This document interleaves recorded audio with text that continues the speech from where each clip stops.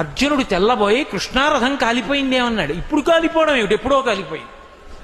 భీష్మ ద్రోణ కర్ణ శల్య మహానుభావులు వేసినటువంటి అస్త్రాల ధాటికి ఇది కాలిపోయింది. లోపల నువ్వు ఉన్నావని మిగల్చాను, విజయం వచ్చిందని ఇప్పుడు వదిలేశాను కాలిపోమ్మన్నది. కృష్ణుడు లేనిదే పాండవులేరి, పాండవుల ధర్మం కృష్ణుడు ఉండేట్టు చేసింది.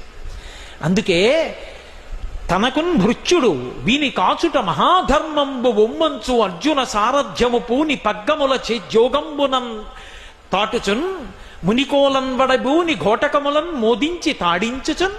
ఏం తేలిక ఉద్యోగం కాదు సారథంటే. గుర్రాలకు కట్టిన పగ్గాలు ఎడంచేత్తో పట్టుకోవాలి, పట్టుకుని గుర్రాలు ఎవరి వైపు వెళ్ళాలో అలా వెళ్ళాలి, ఎవరి దగ్గరికి వెళ్ళినప్పుడు ఎలా రథం వెళ్ళాలో అలాగే వెళ్ళాలి, అంతేగాని ఇంకోలా వెళ్ళకూడదు. ఎదురుగుండా ఎవరో కనబడ్డారనుకోండి, ఆయన దగ్గరికి వెళ్ళినప్పుడు ఎలా వెళ్ళినా పర్వాలేదు. ద్రోణాచార్యుల వారు కనబడ్డారనుకోండి, రథం ద్రోణాచార్యుల వారిని ఎడం వైపు ఉండేటట్టుగా వెళ్ళకూడదు. గురువుగారు కాబట్టి గురువుగారు తన కుడి చేతి వైపు ఉండేటట్టుగా వెళ్ళాలి తప్ప గురువుగారు తనకి ఎడం పక్కకు వచ్చేట్టు వెళ్ళకూడదు.